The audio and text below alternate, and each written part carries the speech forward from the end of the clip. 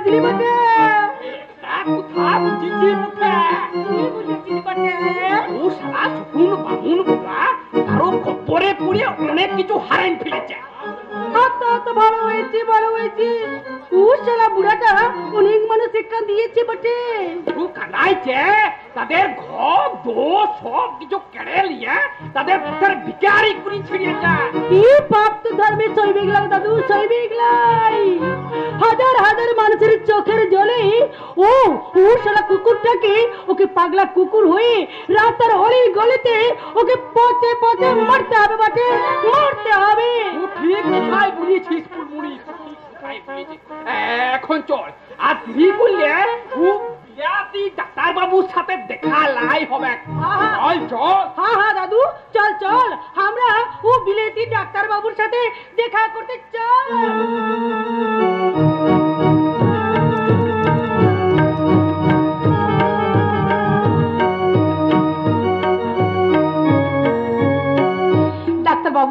Doctor বাবু এখন এসে পড়বেন, কারণ ডাক্তার বাবুর কথাতেই তো আমি সুন্দর করে শাড়ি পরেছি, তাই তো ডাক্তার বাবু এলে আমি তাকে একেবারে চমকে দেব।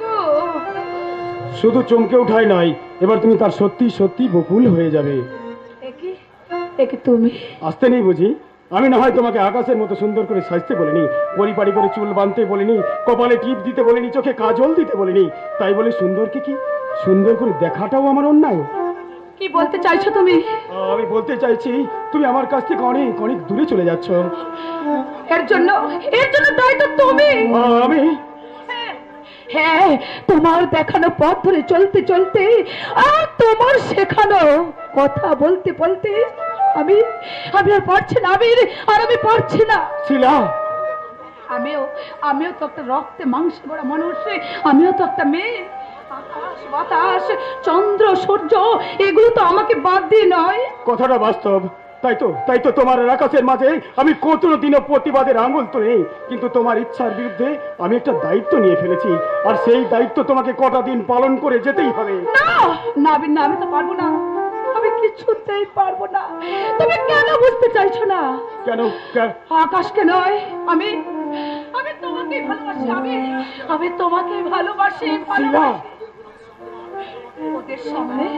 ওদের সামনে তুমি আমাকে আমার দেহর পশরাটা আর আমাকে তুলে ধরতে বলো না। তুমি আমাকে ভুল বুঝো না শিলা, এটা আমার নৈতিক দায়িত্ব, এটা আমার জীবন মরণের লড়াই। তাই তুমি আমাকে দূরে সরিয়ে রেখেছো কেন? বলো, কেন আমাকে দূরে সরিয়ে রেখেছো? এটা আর ভাবার সময় নয় শিলা, কিন্তু এতটা পথে গিয়েছে, এখান থেকে যা ফেরার কোনো রাস্তা নেই। আমি কি তোমাকে ভালোবাসিনি? অন্যের সাথে অভিনয় করতে দেখে আমার কি অন্তরটা জ্বলে পুড়ে ছাই হয়ে যায় না? আমার কি কষ্ট হয় না? কেন ওদের কাছ থেকে তুমি আমাকে সরিয়ে আনছো না? সেই প্রশ্নের উত্তর আজ আমার জানা নেই ছিল। আমি জানি, আমি ভালো করেই জানিছিলাম আমার এই হৃৎপিণ্ডটা আমি অন্যের কাছে বন্ধ করে রেখেছি, আর সেটা জেনেও আমি আমার কর্তব্যের পথে এগিয়ে যাচ্ছি। কিন্তু এর মাঝে কোনো কিন্তু থাকতে পারে না ছিল। একটা কথা মনে রাখবে, এটা তোমার প্রতি আমার আদেশ নয়, এটা অনুরোধ।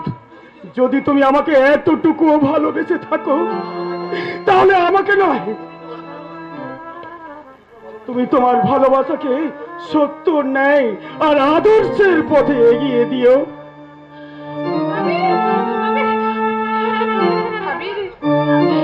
আমি এত সহজে তুমি যে কথাগুলো বলে গেলে আমি তো পারবো না, কারণ তোমরা অনেক কথাই বলতে পারো, আমরা যে সহজে বলতে পারি না। তাই তো আমার তোমার কাছে জিজ্ঞাসা, কেন তুমি তোমার কাছ থেকে আমাকে দূরে সরিয়ে রেখেছো? বলো আবির, কেন? শিলা, তুমি কাঁদছো? হ্যাঁ, আমি কাঁদছি। কই না তো। আমার চোখ ভুল দেখতে পারে না শিলা, তুমি কাঁদছো। হ্যাঁ, আমি কাঁদছি, আর সেই কান্না আপনি বুঝবেন না। আমি বুঝবো না। কারণ আপনি এখান থেকে পালিয়ে যান আকাশ বাবু, আপনি আপনি এখান থেকে পালিয়ে যান। আপনি এখানে থাকলে ওরা ওরা হয়তো আপনাকে খুন করে ফেলবে। না শিলা, ওরা তা আর পারবে না। তার কারণ এখন আর আমি মাতাল নই, এখন আমি সম্পূর্ণ সুস্থ স্বাভাবিক। তাই তাই একদিন ওরা আমার জীবন থেকে আমার বকুলকে কেড়ে নিয়েছে সত্য, কিন্তু আজ যদি ওরা আমাকে খুন করতে চায় তাহলে আমি ওদের কিছুতেই ছেড়ে দেব না। ডাক্তার বাবু, এতদিন এতদিন বকুল ওরা মেঘ দেখেছে, বজ্র দেখেনি, বিদ্যুতের আলো দেখেছে, কিন্তু তার মর্মান্তিক আওয়াজ তারা শোনেনি। ডাক্তার বাবু, একই তুমি তুমি আজ শাড়ি পরেছ? আপনি তো আমাকে পড়তে বললেন। তোমার তোমার প্যান্ট শার্ট, চোখে কালো চশমা। আপনি আপনি তো আমার সেইগুলো ছাড়িয়ে নিলেন। কে কে তুমি? সেই চোখ, সেই মুখ, সেই পাগল করা হাসি, কে কে তুমি? আমি শিলা। না না না না, তুমি শিলাবতী নও, তুমি বকুল, বকুল, বকুল, আমার বকুল।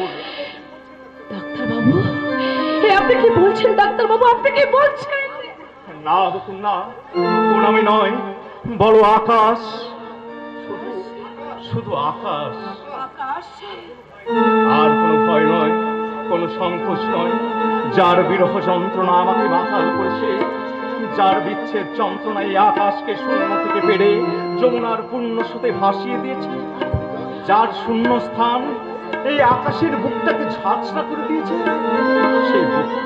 সেই বকুলকে আজ আমি ফিরে পেয়েছি। সূর্য, সূর্য, তুমি তোমার উদ্ভাসিত আলোর রোশনায় আমাদের রাঙিয়ে দাও। সন্ধ্যা, তুমি তাড়াতাড়ি নেমে এসে প্রদীপ জ্বালিয়ে শাঁখ বাজিয়ে আমাদের বরণ করে নাও। চাঁদনি রাতের চাঁদ, তুমি তোমার পবিত্র শীতল আলোর মালার বাঁধনে আমাদের এক করে দাও। ডাক্তার বাবু, আপনি কি বলছেন? ডাক্তার বাবু, বলছি বলছি তুমি আর কেউ নও, তুমি শুধু বকুল, আমার বকুল, আমার সেই ভালোবাসা। সরে যান আমার সামনে থেকে। আপনি কি বলছেন? আপনার দৃষ্টি দিয়ে আপনি আমাকে আর কোনো কিছু বলবেন না। আমি আপনার বকুল নই, আমি শিলা, আমি শিলা, আমি শিলা। শিলাবতী তুমি হতে পারো না, তুমি বকুল, বকুল, বকুল, শুধু আমার বকুল। আমাকে আমাকে আর আপনি এই কথা বলবেন না। আমার সামনে থেকে, আমার সামনে থেকে আপনি সরে যান। বকুল, আমি আমিরের বাগদত্তা, আমি প্রেমিকা, তাই আমি আপনার বকুল হতে পারি না, পারি না। তুমি নিজেকে গোপন করতে চাইছো বকুল, তুমি বকুল। আপনি একটা উন্মাদ। এই উন্মাদনা আমার গলার মালা। আপনি আপনি একজন আপনি একজন দুশ্চরিত্র লম্পট। তাই তো কি বললে? আমি লম্পট? হ্যাঁ, আজ আমি বেশ বুঝতে পারছি আমি অন্যের ভাবি স্ত্রী। এ কথা কেন কেন কেন আপনি আপনি আমার দিকে হাত বাড়াতে চাইছেন? আমার আমার রূপের মোহে আপনি কেন পাগল হতে চাইছেন? আমি আপনি আপনি একজন উচ্ছৃঙ্খল, আপনি একজন লম্পট। এ কিছু হতে পারে না, অন্য কিছু হতে পারে না, পারে না। বাস্তব সত্যটাকে মিথ্যার সাগরে ভাসিয়ে কেন আমাকে অপরাধী সাজাতে চাইছো বকুল? কেন? বকুল নয়, আমি শিলা। তাই তাই তো শিলা। আর শিলা যাওয়ার আগে শুধু একটি বারের মতো আপনাকে বলে যাচ্ছে, আপনি যদি ওই স্বপ্ন ছেড়ে আপনি বাস্তবের পথে চলতে থাকেন, আর সেদিন আমি আমি আপনার হাতে হাত রেখে, আমি আপনার বান্ধবী হয়ে আপনার চলার পথে আমি সচ্ছল করে তুলব।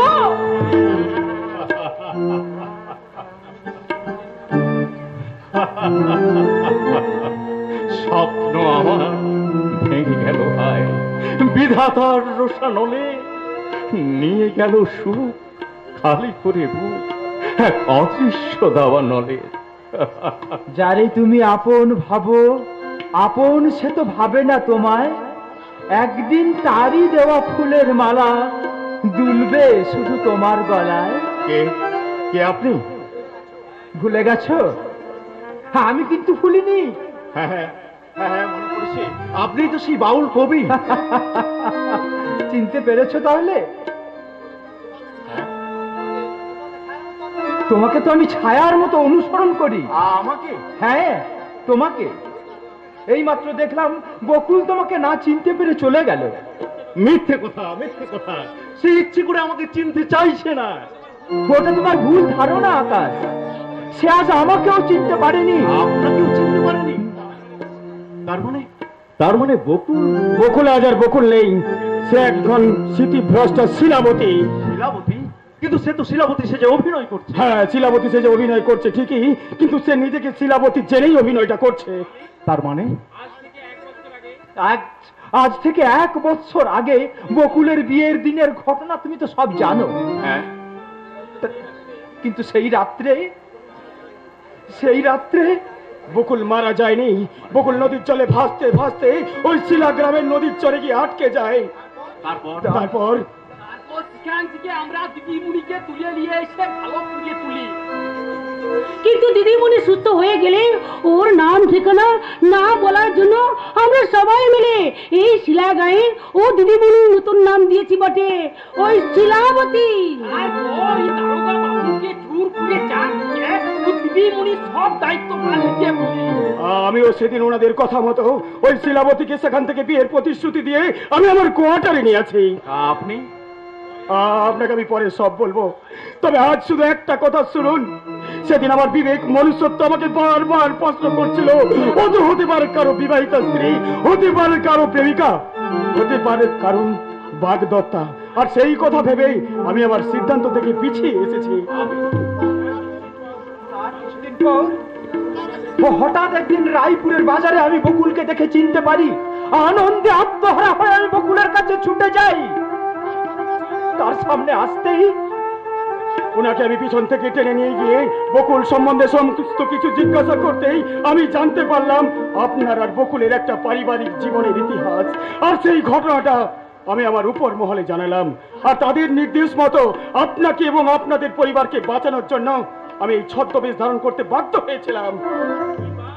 হি বাপ, হি কত বড়ের মানুষ বটে। হি দাদু, তুই সন্দেহ করে প্রতিশোধ লওয়ার জন্য তুই কেঁপিয়ে উঠেছিস। দেখ দেখ দাদু দেখ। আমি না রে, আমি না। সকল বামুন বুড়া আমাকে ভুল ভাই বুঝায় দাদু, আমার মাথাটা খারাপ করে দিয়েছিল রে।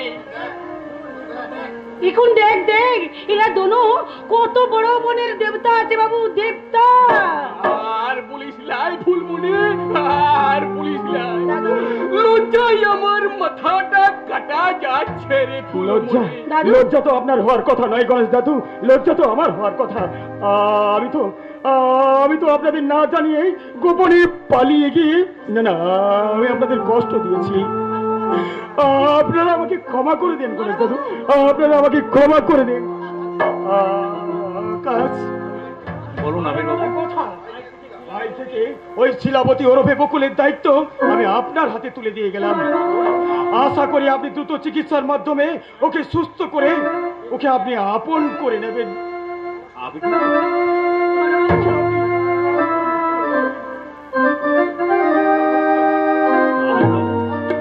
চল ফুলমুনি চল, আমরাও গায়ে গিয়ে সব মানুষকে ভুলিয়ে যাই। শিলা দিদিমণি তার সব কিছু ফিরে পাইছে, সব কিছু। ওর তোর স্বামী সব কিছু, সব কিছু। আমিও এখন আসি তো জামাই বাবু। জামাই বাবু? ও শিলা দিদিমণি আমাকে নিজের বোন ছাড়া অন্য কিছু ভাবে না। আর সেই লেগে তো আমি ডাক্তার বাবুকে জামাই বাবু বলে ফেললাম। কারণ জামাই বাবু আমি যে তো আর শালি বটে, শালি। বাহ বাহ বাহ, চমৎকার চমৎকার এই আদিবাসী সম্প্রদায়। তাই তো আমি এদের সঙ্গে পরিচয় করার জন্য ওদেরকে সঙ্গে করে ডেকে নিয়ে এলাম। আপনি ভালোই করেছেন, এদের কাছাকাছি না এলে বুঝতেই পারতাম না এরা কত সহজ, কত সরল, কত উদার এদের মন। হবে না কেন? এরাই তো জঙ্গলমহলের প্রকৃত আদিবাসী। এরা মাস্টার পিটিয়ে ছেলে শাসনের অধিকার করতে শেখেনি। এরা অফিস আদালতে ঘুষ নামক পদার্থের বিনিময়ে নিজেদের মনুষ্যত্ব রক্ষা করতে শেখেনি। এরা অন্যায়কে ন্যায়ের তকমা দিয়ে কোন নেতার পিছু ধরে জনসভার ভিড় করতে শেখেনি। তুমি আমি শ্রীমান আবির সামন্তের ভাই প্রবীর সামন্ত। তুমি প্রবীর, মানে কলকাতার মোহনবাগান ফুটবল দল। গোলকিপার, যে মাঠের প্রথম ভাগে নয়, মাঠের শেষ থেকে বিপর্যয়ের মোকাবিলা করে। বাহ বাহ, চমৎকার চমৎকার। সত্যি তুমি আবিরের উপযুক্ত ভাই। হঠাৎ আমরা এখানে কি মনে করি ভাই? দাদাকে খুশি করতে এখানে চলে এলাম, কিন্তু আমি এখানে আসার আগে দাদা দেখলাম সে কান্না নিয়ে এখান থেকে প্রস্থান করছে। চোখের জল? ও আপনি বুঝবেন না, প্রথমে আমিও বুঝিনি, কিন্তু আস্তে আস্তে আমি সব বুঝে নিয়েছি। কি বুঝেছো বাবা? বুঝেছি, যে ফুলের সুবাসে মন হয়েছিল উথাল পাথাল, মায়াভরা পৃথিবী জিজ্ঞাসিত বারে, সে সুবাস আমি পাবে কি কাল? আমি তো এভাবে ভাবিনি। না না, আমি শুধু স্বার্থপরের মতো, আমি শুধু আমার নিজের কথাই ভেবেছি। আমি একটি বারের জন্য আবির্ভাবের কথা ভাবিনি। আমি ভুল করেছি বাউল কাকা, আমি ভুল করেছি। না না, ভুল তোমার নয় বাবা, ভুল তোমার নয়। এ ভুল হচ্ছে দৈবের। বকুলের জীবনের পাতায় আমরা যারা আজ ভুল পথে পরিচালিত, তারা আজ সবাই ভুলের শিকার। না না না বাউল কাকা, আপনি স্নেহের বশে আমার ভুলকে আপনি ওভাবে দেখবেন না। আমি সত্যিই অপরাধী বাউল কাকা। আমাকে তুমি ক্ষমা করো ভাই। এভাবে বলবেন না দাদা, এভাবে বলবেন না। আপনি তো আমাকে ভাই বলে ডেকেছেন, তখন আজ থেকে আপনি আমার দাদা। আর সেই সুবাদে আমি ওই বকুল দিকে বৌদি বলা থেকে বঞ্চিত হব না। এই পৃথিবীর যে প্রান্তে আমি থাকি না কেন, আমি যে আমার সেই বকুল বৌদির চোখে তার ভাই দেবর লক্ষণ। বাহ, চমৎকার! কত সুন্দর, কত মিষ্টি, কত মধুর তোমার মুখের বাণী। তাই তো আবির বলে আমার ভাই রামচন্দ্রের লক্ষণ। কিন্তু আমি লক্ষণ হতে পেরেছি কিনা আমি জানি না। তুমি আমার দাদা সত্যি সত্যি সে রামচন্দ্র। সেটা তোমার মুখের ভাষাতেই বুঝতে পারছি। শুধু মাঝপথে ওই সীতাকে নিয়ে টানাটানি। হাত টানাটানি করবেন না দাদা, হাত টানাটানি করবেন না।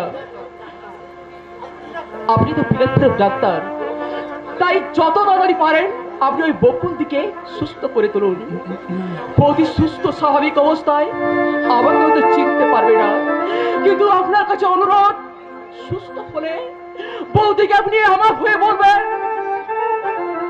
সে যেন প্রতি ভাই ফোটায় আমার কপালে ভাই ফোটা দিয়ে বলে, ভাইয়ের কপালে দিলাম ফোটা, সবে দুয়ারে পড়লো কাটা, ভাইয়ের কপালে দিলাম ফোটা, সবে দুয়ারে পড়লো কাটা।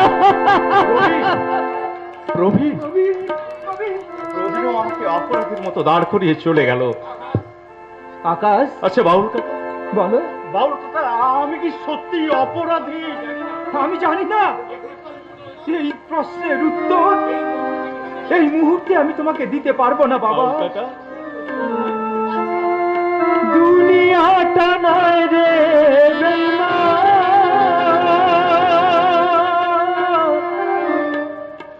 মানুষ নিজে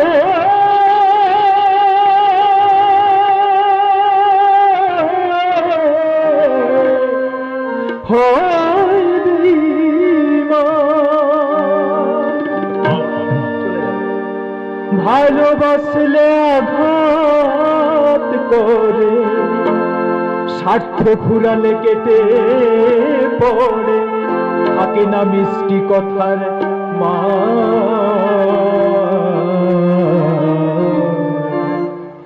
মানুষ হয় বেঈমান ভাই, মানুষ হয় বেঈমান। দুনিয়াটা নয় রে বেঈমান, দুনিয়াটা নয় রে বেঈমান, মানুষ হয় বেঈমান ভাই রে। মানুষ হয় বেঈমান ভাইরে, মানুষ হয় বেঈমান, মানুষ হয় বেঈমান ভাইরে, মানুষ হয় বেঈমান। দুনিয়াটা নয় রে বেঈমান, দুনিয়াটা নয় রে বেঈমান, মানুষ হয় বেঈমান ভাইরে, মানুষ হয় বেঈমান ভাইরে, মানুষ হয় বেঈমান। দুনিয়াটা নয় রে বেঈমান,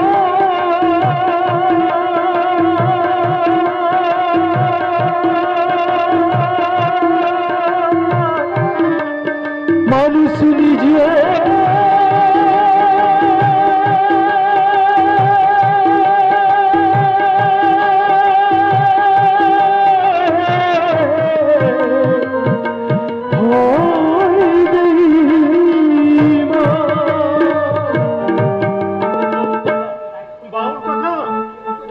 বাউল কাকা উত্তর জানা সত্ত্বেও না জানার ভান করে আমার এখান থেকে চলে গেল। কিন্তু আবির বাবু তার কর্তব্যের খাতিরে তার ভালোবাসাকে আমার হাতে তুলে দিতে চায়। কিন্তু কিন্তু আমার আবির বাবুর জন্য এই মুহূর্তে কি করা উচিত? আপনারাই বলুন, আপনারাই বলুন, আপনারা উত্তর দিন। এই মুহূর্তে আবির বাবুর জন্য আমার কি করা উচিত? কি হলো, আপনারা চুপ করে আছেন কেন? উত্তর খুঁজে পাচ্ছেন না? তাহলে আমি আপনাদের উত্তর দিয়ে দিচ্ছি, শুনুন। আমি ডাক্তার হিসাবে মনোবিজ্ঞানের প্রসেস অনুযায়ী আমি বকুলকে সুস্থ করে তুলবই। আর সেদিন সুস্থ স্বাভাবিক বকুলেই ঠিক করে নেবে এই আবির বাবু আর আমার মাঝে কে হবে তার আসল জীবন সঙ্গী।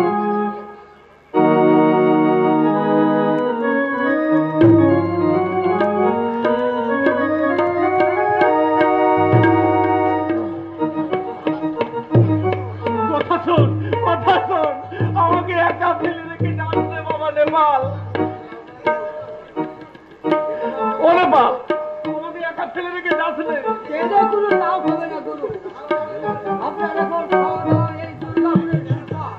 এইখানে হাত পেতে ভিক্ষা করো আর গাছের নিচে রাত কাটিয়ে মরো। কিন্তু একদিন তোকে আমি অনেক টাকা পয়সা দিয়ে সাহায্য করেছি, আর তুইও আমাকে গুরুর মতো মেনেছিস। বল, আমাকে নয়, আমার কর্মকে দিয়েছিলে। আমিও সেদিন 7-5 না ভেবে আপনার মতো মানুষের পাশে আমি থেকেছি। বাবা, তাহলে আজও আমার পাশে থেকে আমাকে দুবেলা দুমুঠো শাক ভাত আর একটু মাথা গোজার জায়গা দিয়ে আমাকে আমার বাপের প্রায়শ্চিত্ত করতে দে না বাবা। না, তার হয় না। হয় না? না, নেপাল, একদিন তোমার পাশে থেকে অনেক অসহায় মানুষের অসহায় ক্ষতি করেছি। সেই দিন আমি বিসর্জন দিয়ে ফেলেছিলাম বিবেক, মনুষ্যত্ব, মায়া, মমতা, ভালোবাসা কি জিনিস আমি ভুলে গিয়েছিলাম তোমার সাথে এসে। আমি ভুল করেছি বাবা নেপাল। এবারের মতো তুই আমাকে ক্ষমা করে দে। শয়তানের কখনো ছলনার অভাব হয় না, তাই তোমাকে ত্যাগ করে অভাব অনটনের বোঝা মাথায় নিয়ে আমি ন্যায় আর সত্যের ঠিকানা খুঁজতে চললাম। একদিন আমি আমার বর্তমান চরিত্রটা পাল্টে ফেলে সেই অভাবের লাল মাটি গুঁড়ো করে বেদনার অশ্রু ঝরাতে ঝরাতে ঈশ্বরের কাছে প্রার্থনা করব যে তোমার মতো গুরু যেন কারো জীবনে না জুটে, না জুটে। মরবো, আজ আমি নিশ্চয়ই মরবো। কিন্তু কে ওই দেবী মায়ের দামাল ছেলে? আমার সব কিছু নিয়ে গেল, আমার টাকা পয়সা, সোনা দানা, বন্ধকি, দলিল পত্র সব কিছু নিয়ে গেল। হায় হায় হায় হায় রে, আমি পথের ভিখারি হয়ে গেলাম রে, আমি পথের। একই হচ্ছে মশাই, আপনিও আমার মতো পথে পথে কেনে বেড়াচ্ছেন। আমি যাকে আপনি সর্বশান্ত করে ঘর ছাড়া করেছেন, যার বুকের পাঁচ দুটো ভেঙে গুড়িয়ে চরমার করে ওই গঙ্গার জলে বিসর্জন দিয়েছেন, আমি সেই মুকুট মণিপুরের মায়াবতী। আমাকে তুমি ক্ষমা করো বৌঠান, এই আমি তোমার পায়ে ধরে ক্ষমা চাই। বেরিয়ে যান বলছি। আমার পায়ে ধরার আপনার কোনো অধিকার নেই। যান, বেরিয়ে যান বলছি। নেই? না, নেই। তাহলে তাহলে মুখ আমি আর কাউকে দেখাবো না। সারা জীবন ধরে আমি যে পাপ করেছি সেই পাপের প্রায়শ্চিত্ত করতে কৃষ্ণ কৃষ্ণ হরে হরে আমি জীবন দেব দামোদরে। আমি জীবন দেব দামোদরে। বেশ হয়েছে, বেশ হয়েছে, ঠিক হয়েছে। যেমন শুকুর তেমনি তার মুগুরে।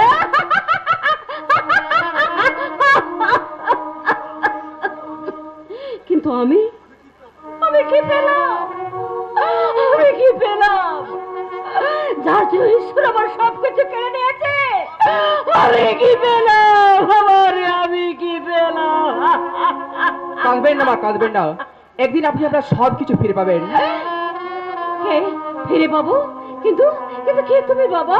মা বলে যখন ডেকেছি তখন আজ থেকে আপনি আমার মা। মা, বুকে এসো, আমার বুকে এসো বাবা, আমার বুকে এসো। আমি তো তোমার মাঝে খুঁজে পেয়েছি আমার সমরেশকে। খুশি নয় মা, খুশি নয়। ধরে নিন আমি আপনার সমরেশ। সমরেশ? তুমি তুমি আমার সমরেশ? এই মুহূর্তে আমি আপনার সন্তানের কোনো সংবাদ জানি না, তাই সেক্ষেত্রে আমি অসহায়, আমি নিরুপায়, কিন্তু নই আমি বেঈমান।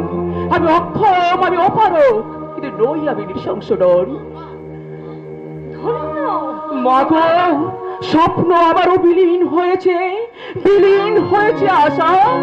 তবু যে আমি তোমার সুখে দেখেছি তুমি মাতৃত্বের ভালোবাসা।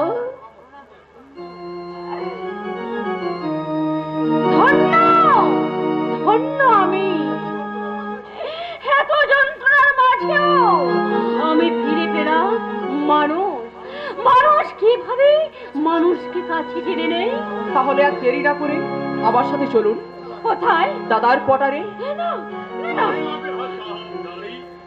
একদম ছিমছাম গাড়ি আছে। না, না, না।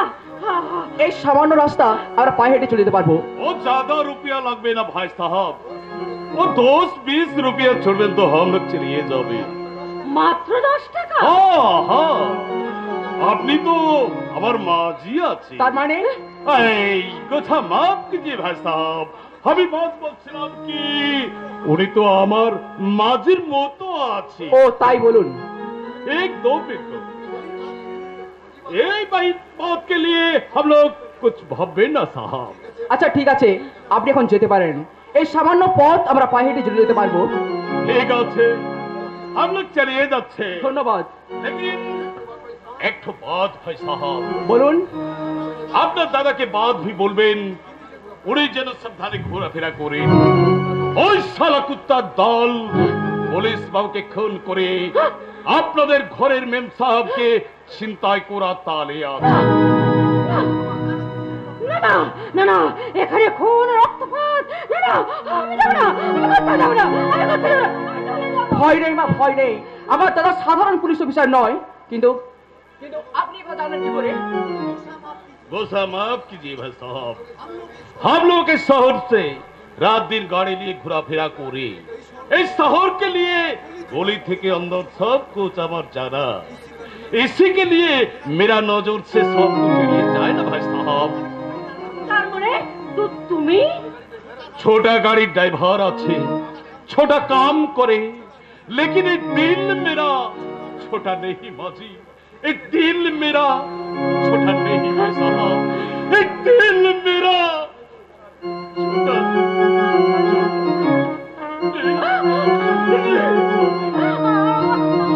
আশ্চর্য, কে এই পাঞ্জাবি ড্রাইভার? মানুষের আতঙ্ক, দেবী মায়ের দামাল ছেলে, কিন্তু কিন্তু সে কোথায়? এই তো এইমাত্র পালিয়েছে। ও পালিয়েছে? ও মাই গড, জাস্ট এ মিনিট। আর এক মিনিট আগে এলে হয়তো ওকে আমি ধরতে পারতাম। কিন্তু ওকে তো ধরে মনে হয় না ও মানুষের আতঙ্ক। ও আতঙ্কই নয়, ও একজন প্রতারক, একজন ছিনতাইকারী, একজন খুনি। আমি বিশ্বাস করি না, আমার মনে হয় তোদের কোথাও ভুল হচ্ছে। হ্যাঁ, আমার তো তাই মনে হচ্ছে বাবা, তোমার কথা ভুল হচ্ছে। ও ও আমাকে মা বলে ডেকেছে। ও অন্যের কারো ক্ষতি করতে পারে না বাবা, কারো ক্ষতি করতে পারে না। এটাই ওর অভিনয় এই দুর্গাপুর শহরে এসে একটা নতুন ধরনের দুর্ঘটনা ঘটিয়ে মানুষের মনের মধ্যে একটা আতঙ্ক সৃষ্টি করতে দাদা! চাইছে। যাক সে কথা। এখন আপনি, আপনাকে তো আমি চিনতে পারলাম না। উনি আমাদের মা। মা? হ্যাঁ, আমি মানে আমি না না আমি চলে যাচ্ছি। দাঁড়ান। ঠিক আছে বাবা, ঠিক আছে, আমার জন্য তোমাদের ভাবতে হবে না। আমি আমি এক্ষুনি এখান থেকে চলে যাবো। দাঁড়ান। আমি নিজের ইচ্ছায় এখানে আসবেন আর নিজের ইচ্ছায় এখান থেকে চলে যাবেন, আর এই মুহূর্তে সেই অধিকারও আপনার নেই। অধিকার নেই? না, নেই। আমার ভাই যখন আপনাকে মা বলে ডেকেছে, আর আমিও দেখেছি আপনার চোখে মুখে আমার মায়ের প্রতিচ্ছবি, তখন তখন এই সন্তানদের অনুমতি ছাড়া আপনি তো এখান থেকে এক পাও চলে যেতে পারেন না মা। কিন্তু আমি তো তোমাদের নাম গোত্র পরিচয়হীন এক অভাগী মা। তাই তো? কিন্তু কিন্তু মায়ের তো কোনো জাত হয় না। মা সে তো শুধু মা। মা? সেই মাকে আমাদের মাঝে বসিয়ে আমরা গাইবো। কি গাইবে? তুমি আলোর প্রদীপ জেলে যেন মায়ের মতো এলে, তুমি আলোর প্রদীপ জেলে যেন মায়ের মতো এলে, তুমি যেন মোর চিরদিনে দুঃখিনী সে মা, তোমার চোখে দেখেছি যে মায়ের স্নেহ ছায়া।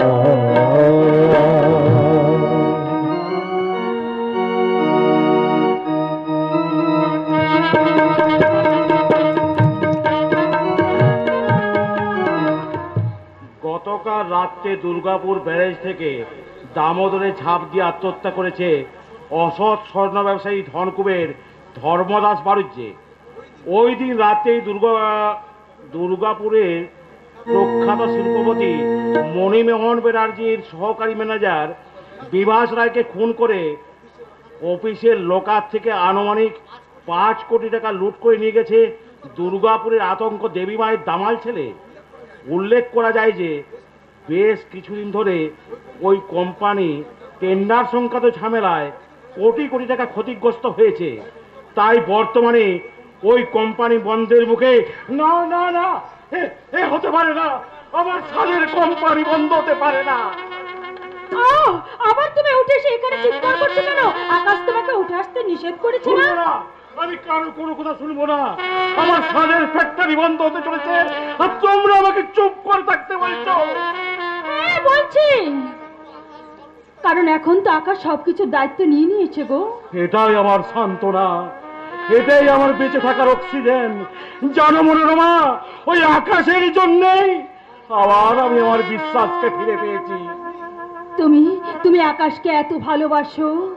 মনোরমা, আমি মণিমোহন ব্যানার্জি জীবনে কোনোদিন হারিনি, আর আজ তোমার কাছেও হারবো না। তুমি তুমি আকাশের মা হয়ে আমার কাছে জিতে যাবে, তা আমি হতে দেব না। কি বলছো তুমি? আমি বলো বলো, কি বলতে চাইছো? তোমার আকাশের যন্ত্রণায় তোমার মাতৃ হৃদয় যেমন কেঁদে ওঠে, তেমনি তার অসহায় মুখখানা দেখে এই পিতৃ হৃদয়টা পেটে চৌচির হয়ে আকার করে খেলে, আকার করে খেলে। তুমি তা কি কোনোদিন তোমরা দেখেছো? তুমি প্রকাশ আমার হাত, তার মানে আর আকাশ সেই হাটের স্পন্দন, স্পন্দন থেমে গেলে হাত কি কখনো সচল থাকতে পারে? পারে না, পারে না, পারে না। আমি হেরে গেছি, আমি আবার হেরে গেছি গো।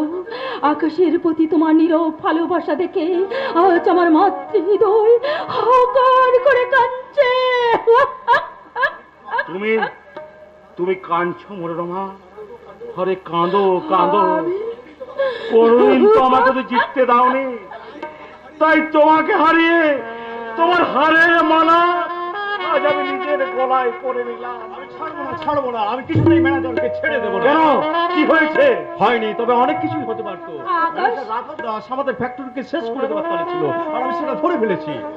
দেখ বাবা, ভেবে চিন্তে তুই পথ চলিস, কারণ এই ম্যানেজার লোকটা কিন্তু খুব সুবিধে নয়। আমি জানি, কিন্তু এই কাকাবাবুর মুখ চেয়ে আমি তার বিরুদ্ধে কোনো স্টেপ নিতে পারিনি মা। আমার ভুল হয়ে গেছে বাবা। তাই তো তোর উপর সমস্ত দায়িত্ব দিয়ে আমি একটু নিশ্চিন্ত হতে চাই। কোনো চিন্তা নেই কাকাবাবু, আমি রাঘব দাসের আত্মসাৎ করা টাকা আমি উদ্ধার করবই। তাই যেন হয় বাবা, তাই যেন হয়। হ্যাঁ, আরেকটা কথা। কি? আমাদের সেকেন্ড ম্যানেজার দেবী মায়ের দামাল ছেলের হাতে খুন হয়। তাহলে তাকে খুন করেছে কে? ওই ম্যানেজার রাঘব দাস। রাঘব দাস?